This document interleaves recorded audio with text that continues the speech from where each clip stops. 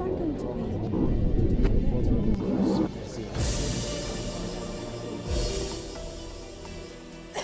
More than 55 million people have contracted COVID-19 globally. More than 1.3 million have died. And as infection rates surge, governments are imposing measures hoping to buy time until a vaccine is approved for use. A number of vaccine candidates are now in the works in Europe. A few days after our contract with BioNTech and Pfizer, I'm happy to announce a new agreement. If the vaccine has proven safe and effective against COVID-19, every member state will receive the vaccine at the same time, on a pro rata basis, and under the same conditions. European governments are particularly worried about the alarming rise in infections.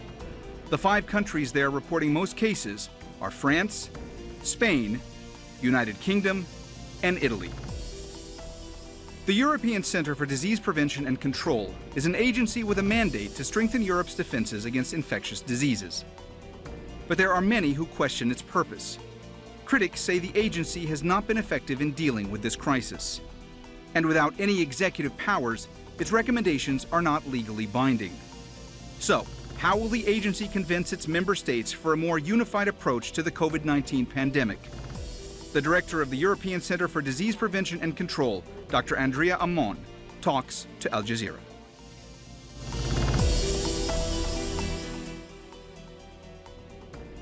Head of the European Centre for Disease Control and Prevention, Dr. Andrea Ammon, thank you for talking to Al Jazeera. Hello. Dr. Ammon, what exactly is the ECDC's role when it comes to containment and when it comes to controlling the coronavirus pandemic? So our principal mandate is assessing risk, identifying them, and also communicating our analysis and assessments. So our role is basically assessing risk, providing options for the member states to respond to. Dr. Ammon, is Europe seeing a second wave of coronavirus right now, or is this just the continuation of the first wave that was paused during the lockdowns that happened in spring? Well, this is a philosophical argument that people are having. Fact is that we are seeing now since 4 months an increase in case notifications after the rigorous measures in March and April have reduced the case numbers by 80% during summer. So the virus was never gone. We always had cases. What are the factors that have led to Europe being in the state that it's in right now when it comes to the coronavirus? The measures that have been introduced in March and April were very strict. And after they have been eased, I believe there were a bit, people were a bit too happy and enthusiastic in meeting again, and then the virus took the opportunity and cases started to appear again. Dr. Ammon, the European Commission has been pushing for a more unified approach to combating the pandemic. What would you like to see happen? For us, what is currently making it most difficult to compare the situation between the countries is the different approaches to testing, for instance. And although we have rolled out protocols as to the approach to testing in the countries, countries have the responsibility to choose their ways themselves out of the options that we provide. And so countries have chosen different paths, leading to different denominators from which the figures that we are comparing come from. And that would be, in our opinion, something where we would see a progress if countries could agree to a common approach. Do you believe that a more vigorous test and trace system will be put in place to try and control the coronavirus going forward? Since many months, countries in the EU have actually beefed up their testing capacities and the contact tracing capacities. And we said that this is an element that has to be put in place all the time, regardless how many other measures are present, because that is one of the basics that allows you to see and get a good overview of the situation, but also to evaluate whether the measures that are put in place or eased, whether they have an effect. With much of the EU now in lockdown again, lockdown fatigue is once again setting in. Do lockdowns actually work? I mean, if other measures aren't in place, won't infection rates just rise again once the lockdowns are over? I mean, what we have seen in March and April was actually a very, very good effect of the packages of measures that have been put in place. The infectious, the case notifications have decreased by 80% after these measures were put in place. Now, besides the good effect on the case numbers, these measures, of course, have also an effect on the economy and on the society. So it was now the aim of health authorities to find ways how to balance the two, so keeping the case numbers at bay, but still allowing some life in society and the economy. Dr. Ammon, what is the position of the ECDC when it comes to the issue of school closures? We have said very clearly that although not everything is known yet about the role of children in transmission, it seems that they are not a major driver of infection. So we said that if certain measures are put in place in schools, that it is very important that children get actually educated and go to schools. So we consider that the advantages outweigh the risks when certain measures are put in place. Brussels is going to sign a deal to secure up to 300 million doses of Pfizer and BioNTech's experimental coronavirus vaccine. This is a vaccine that has shown thus far promising results.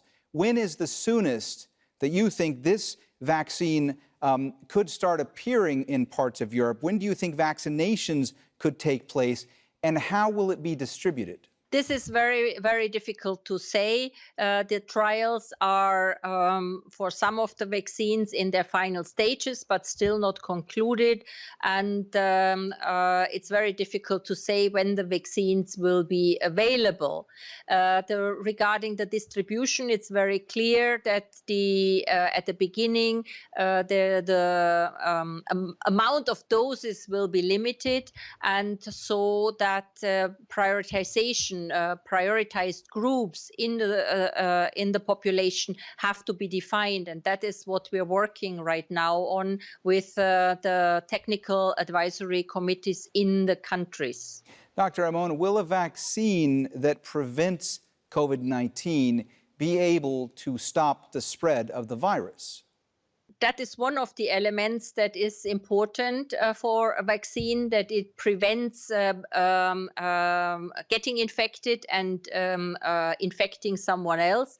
But it is also a question how effective the vaccine is, meaning which percentage of the ones that are actually vaccinated are also protected. And these are figures that we don't know yet. There is a lot of vaccine hesitancy. There is a lot of anti-vaccine sentiment in the world right now, in parts of Europe. What are the challenges that lie ahead for you and the ECDC in ensuring that you can educate the public in Europe that a vaccine would be safe?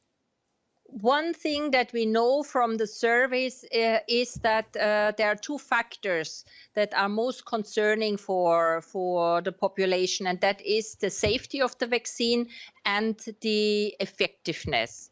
So we are now working with our colleagues from the European Medicines Agency to put a system in place for monitoring the safety and the effectiveness of these vaccines as soon as they are actually on the market. And that is to ensure the population that these two aspects are closely monitored. Also, our colleagues in the Medicines Agency are reassuring that they will not compromise the safety of the vaccine compared to the speed of the authorization. There are critics of the ECDC who question the purpose of the ECDC. They say that the ECDC was specifically created in order to be able to tackle a crisis like the COVID-19 pandemic, but that it has not been effective in dealing with the crisis. What do you say to that? It depends on what the expectations were compared to the mandate that we have been given. What I have seen sometimes is that the expectations towards us were far outside the legal mandate that we have been provided with. And that, of course, then can lead to, disappointments in the expectations if they go beyond what we have been basically permitted in the legal base to do. So the ECDC doesn't have any executive powers. Your recommendations, as I understand, are not legally binding. So how can you be sure that countries will follow your advice?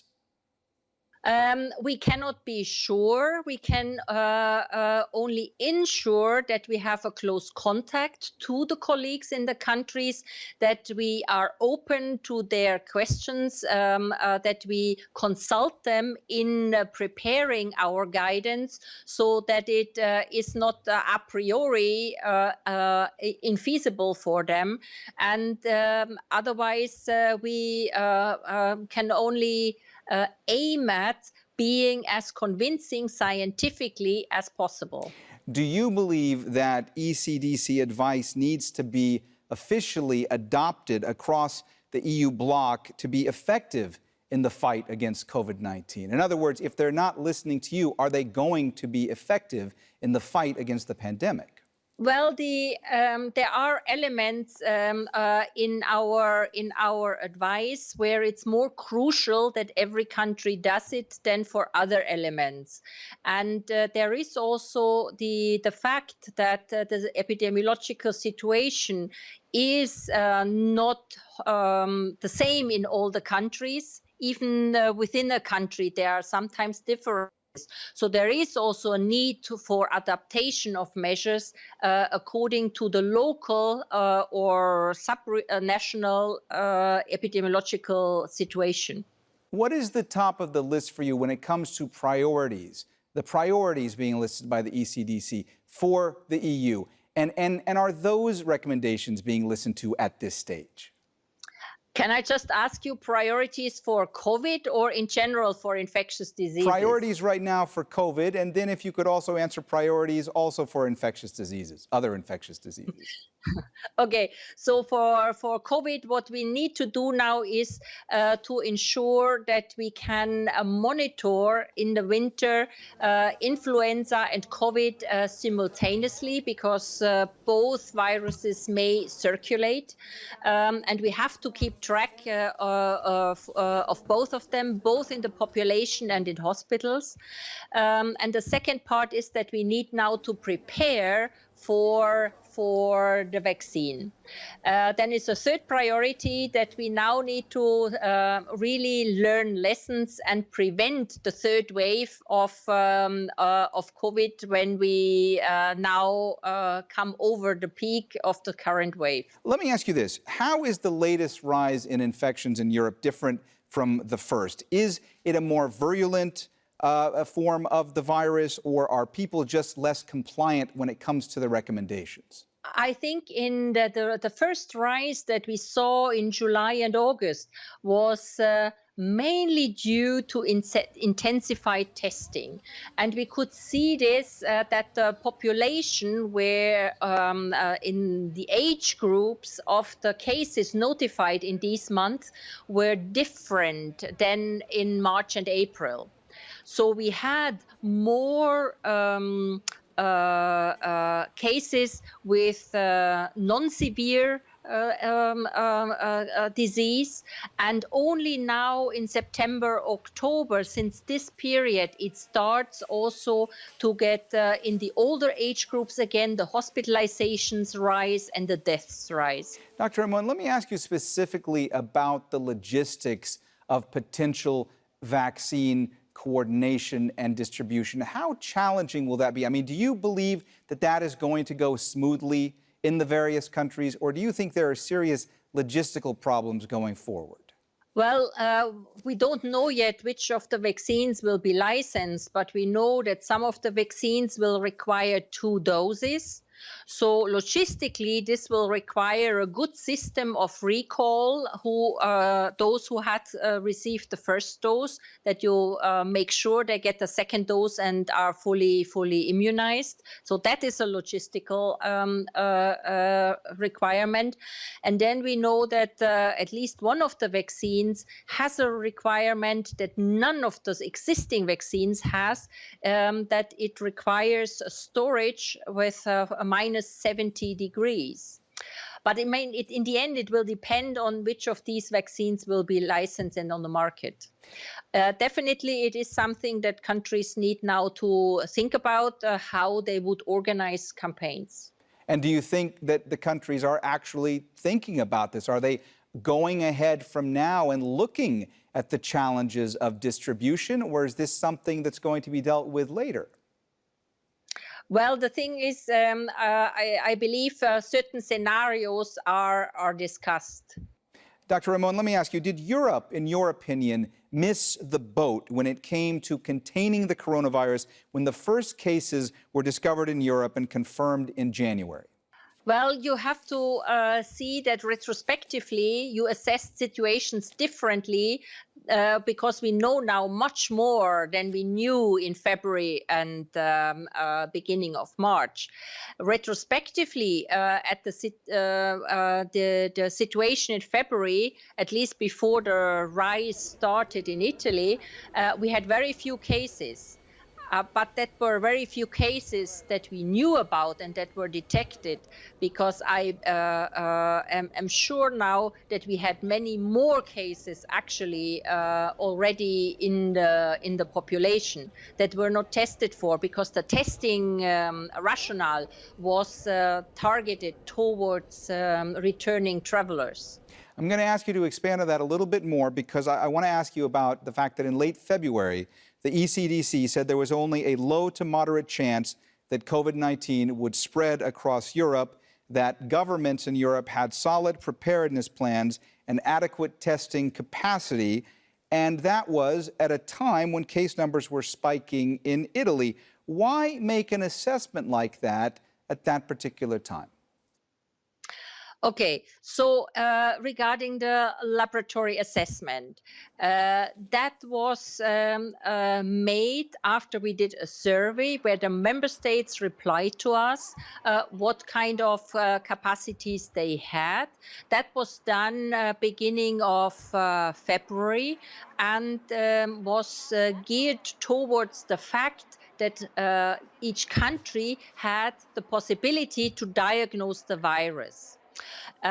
What turned out to be the case was that the laboratory material, the testing kits, there was a shortage, but at that time that was not considered in the replies. So that's the one thing. Regarding the preparedness, we do not have the possibility to check each member state on their preparedness unless they invite us. So we had to rely on the feedback from the member states when we have actually started asking them in January. regarding looking at their preparedness plans, and they have said they have looked at their preparedness plans and so forth. So again, there is a discrepancy between what is expected from us and what we can actually do. Where are things now when it comes to the cooperation of member states, when it comes to member states allowing the ECDC to look at their preparedness plans, coordinating with the ECDC, making sure things go forward in a smoother manner? We have right now, I think our colleagues in the member states are quite busy with dealing with their epidemics. But we have an understanding that we would like to actually do in-action reviews with the countries. We have published a protocol for this already in July, so that those who would like to learn lessons to improve now already during the pandemic can do this. And we have offered them support.